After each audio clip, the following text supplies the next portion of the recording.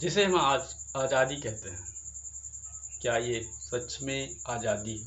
लोग कहते हैं भारत देश 15 अगस्त 1947 को आज़ाद हुआ। तो क्या ये देश आज़ाद हुआ या देश के लोग आज भी गुलाम हैं? हमारे स्कूलों में अक्सर हमें देशभक्ति का पाठ पढ़ाया जाता है और बताया जाता है कि हम लोग अंग्रेज़ों के गुलाम थे और अंग्रेज़ों ने हमें लूटा और हम उनकी गुलामी में जिए। तो अगर ये बात मैं कहूँ या पूरी तरीके से झूठ है। दरअसल अंग्रेज़ों के आने से पहले भारत के लोग पहले से ही गुलाम थे। आप लोग कुछ लोग सोचेंगे ये किसके गुलाम थे? तो ये राजा और जमींदारों के गुलाम थे। जो शूद्र होते थे वो धन और संपत्ति और या घर बनाने का उनका कोई अधिकार नहीं था, ना ही शिक्षा का कोई अधिकार था। यानी जो आज सामाजिक और सांस्कृतिक परंपरा कहते हैं वो उस समय का राजाओं के मुख से निकली हुई बातें हुआ करती थी। वो लोग जो कह देते थे वही कानून हो जाता था। इसका मतलब हम लोग आज भी गुलाम ही हैं, यानी कोई अपने आप को आज़ाद नहीं मान सकता। कुछ लोग कहेंगे ये तो परंपरा हमारी जब पृथ्वी नहीं बनी थी, तो ये परंपरा तब से है।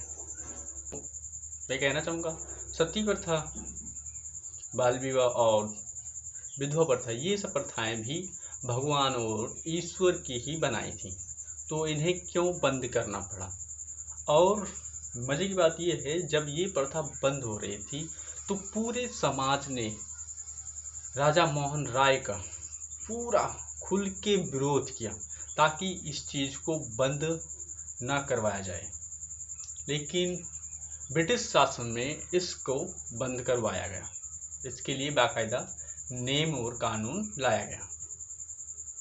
यानी जो आज भी सबसे घिनौना और सबसे कट्टर कानून है वो है जाति कुप्रथा, जिसके कारण आज लोग एक दूसरे के साथ नीचा और ऊंच का भेदभाव करते हैं और ज़्यादातर केस में लोग एक दूसरे को मार भी देते हैं।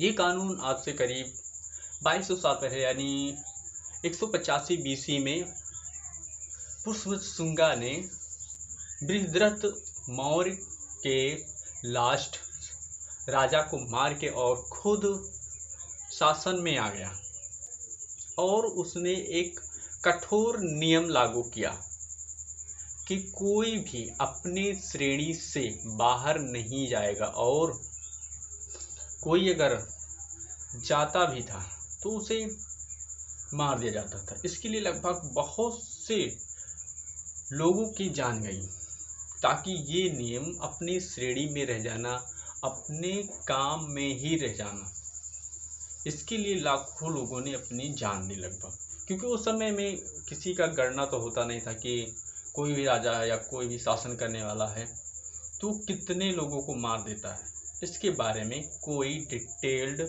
नहीं है, बस एक अनुमान है। तो आज तो ये चीज़ ख़त्म हो जाना चाहिए था, लेकिन ये आज भी ख़त्म नहीं हो रही है।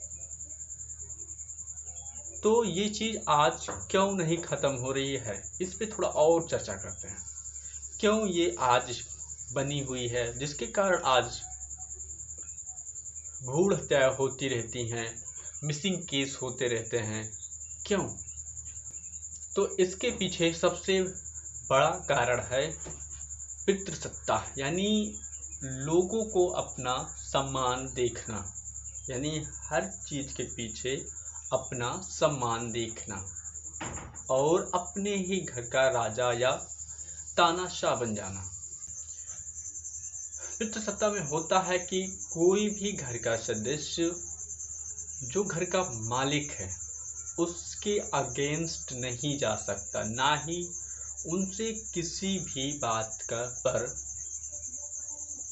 ना ही उनसे किसी भी बात पर क्वेश्चन कर सकता है, पूछ सकता है कि आखिर ये चीज़ है तो क्यों है।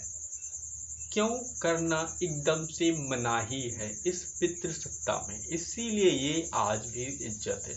इसमें समाज के लोग 10 लोग आके सिर्फ और सिर्फ तुमने जो किया उसका तारीफ कर दें, बस यही है। अगर 10 लोग बुराई कर दे तो समझिए कि उसने गलत किया है, लेकिन अगर 10 लोग उसने गलत भी किया है, 10 लोग आके सिर्फ तारीफ कर दे तो ये सही है।